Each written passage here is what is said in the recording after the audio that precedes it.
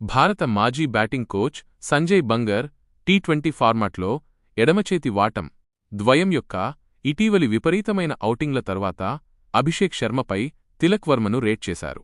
ఆధునిక అవసరాలకు అనుగుణంగా వారి సామర్థ్యం నేపథ్యంలో టాప్ ఆర్డర్లో శాశ్వత సభ్యులుగా పరిగణించబడాలని ఈ జంట బలమైన ప్రకటన చేసింది. ఇంగ్లండ్తో జరిగిన టీ20 సిరీస్లో టీమిండియా 4-1 విజయంలో వర్ధమాన ఆటగాళ్లు ఇద్దరూ భారీ పాత్ర పోషించారు.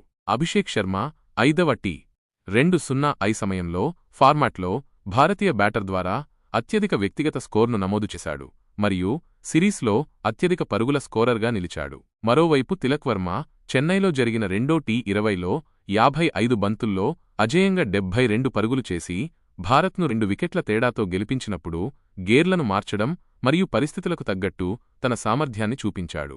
మిడిల్ ఓవర్లలో ఆటను నియంత్రించడంలో తిలక్ వర్మ యొక్క సామర్థ్యం అతని బ్యాటింగ్ కంటే మరింత మెరుగ్గా ఉందని Bangar అభిప్రాయపడ్డాడు. Phrase like, share, subscribe.